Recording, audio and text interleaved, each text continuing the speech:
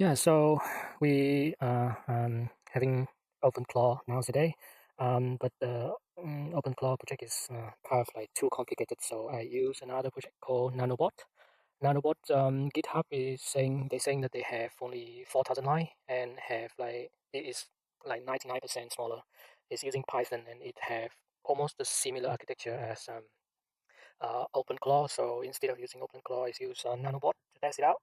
So the architecture of this is kind of quite elegant in a way that you have the message coming out and have a loop, agent loop going in and out, call going back to the LLM.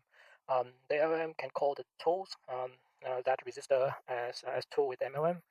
For the message, it also can take from CLI or it can take from chat application. In my implementation, it's only CLI for security, so I don't open up any other channel.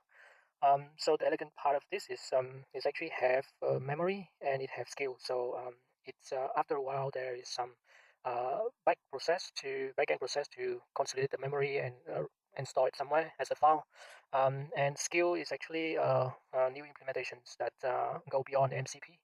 Um, so in this kind of testing today, I'm using both skill and MCP, but in another way, right? So let's take a look on that. If we are looking at the nanobot, let's take a look at the nanobot configurations. Um, yep. So for the nanobot configuration, you will have some kind of chat and other things. You have the API for the open like LLM here. So I will skip recording that part. Yeah. So down here you will see that there are tools here. We have web tool, we have exact tools and things like that, but we have only one MCP server, which is the ask user questions.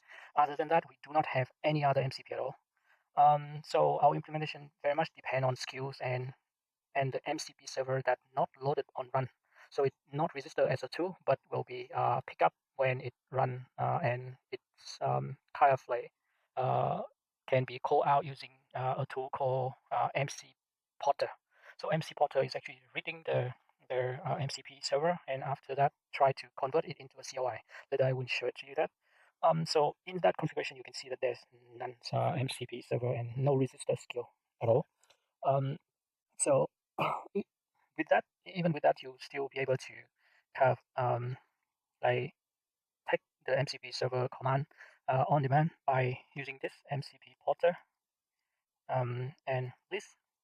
So it can list those MCP server we already registered here. So I have a test MCP server. Yeah, I have a XQL XIM XQL. Let's look at that. Porter XIM XQL scheme, right? Was it like that? Okay, so it's kind of a tool to actually not register the MCP to call directly with the LLM, but provide you with the instruction here so that you can just use the tool anytime you want by just running that particular kind of on-demand query.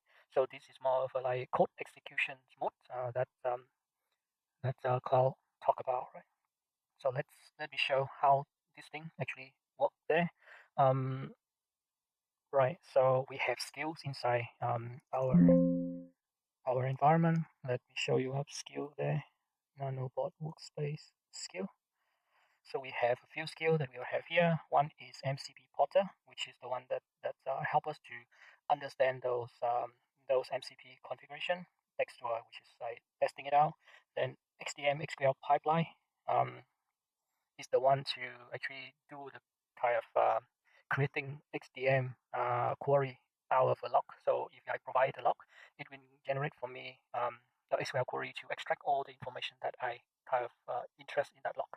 Then the last one is XIM XQL, which is the tool to query the server, right? So it's gonna run and run some kind of query on the server to generate the result. So these combinations is we'll be using this first tool to actually generate the query. Then after that, using the second tool to send the query to the XIM server to validate or check if the query is correct or not. So let me go through the first skill, which is the MCP porter here.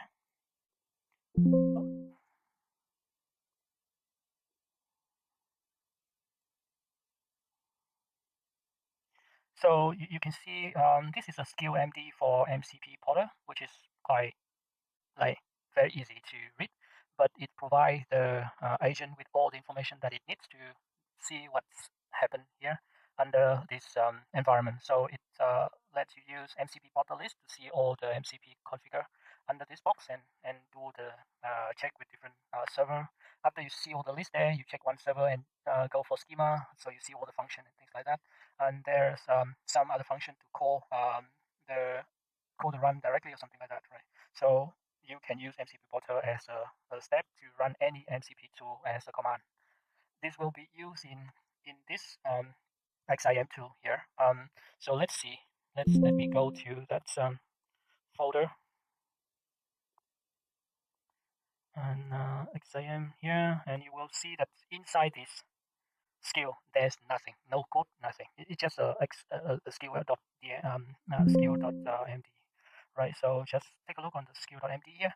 It kind of give me instructions on how to step by step create a XDM query, like extracting a single log, and after that, seeing what are the fields that is valuable. Like you give a log, then for the stage one, it's gonna try to map to all the valuable field here. So if you think that it can be mapped to some kind of field, map it to that and things like that. So for the first step is ask the LLM to gather the field and put it to the correct box. Then after that, generate the regex to okay. So this one, the output of that first stage is going to be something like this. The field is mapping to a value. Okay, so no extra text, no markdown. After you finish to nominate the field to extract, then the second step is to generate the regex for you to capture that particular value inside the log, right? So it will asking for the regex, and the LLM will think about what regex for me to use to extract this value out of this log, and give me a list of things like that. There's a few short examples that I provide somewhere. Yeah. Then after that, um, after that, we see over here the next one is to take all the regex, all the value and the field you want, then do a creation of an SQL query based on all of that, and make sure that we remove the XDM dot in front because SQL query do not want the field to start with XDM, and also replace all the dot with underscore because yeah, it doesn't work for the dot field also. So after that, you will have some kind of output, some kind of query like this. I put this data set is many sample because yeah, it's happened to be one of the data set under the tenants that is there. But in any real environment, you can just put any data set that have at least one entry when you do a query to test it out. So this is some kind of like emulate the log coming in and do the breaking out of the log. So you take one line, replace that raw log with that line, then after that, try to break it out. And after all of this creation is done, how can you know whether the query is actually running correctly or not, right? So it needs some testing after that. So that's where the final step over here is the execution. You must run this execution by running this command. So you see over here that we call a tool call directly in a skill .md file, and that tool call use a one command line, enable to use one command line because of the use able of the MC porter. If let's say we leave this one to be more flexible, right? We can say that if you want, please run the execution for this query. But when you run this execution for this query, please use MCP porter to actually print out all the tools that you can use and try to get the command correctly and put in all the kind of input in and get the information out. And I'm saying here that if you don't know how to use this command, use the MC porter skill. So it will read the other file and try to use this MCP porter. The number of retry is max is 3 times. Then after that, yeah, there's some summary guarantee and things like that, right? So this is for the creation of the query and try to run a query, which use another tool, which is this over here, XIM query. This one have MD, skill MD, and have script also. So if you're looking at that, you will see kind of all the scripts there. Yeah, I think I reached the skill. This one is actually a wrong one, I think. that skill is registered here, this one, right? So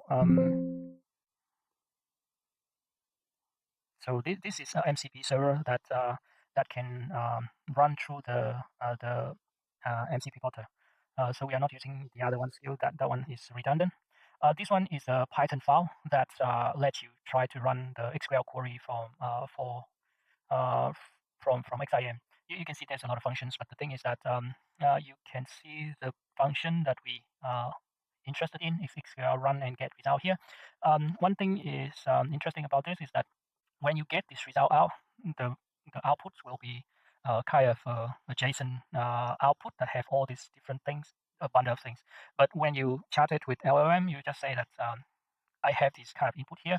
Make sure that the output have all kind of expected result, and it will compare it by itself. No need to do transformation of fields and other things. As long as the value is there, it can reason itself to know. Right. Sometimes the raw reply have the data over here, and the data over here have a row and column and things like that, and it's matched with the expected result. So you instead of you have to do all the transformation with Python and things like that to match exactly. Now you can just say, okay, it's similar to that, and it work, right? So that is how all this bind together. And here is one simple run that I just run. Let's go through it, right?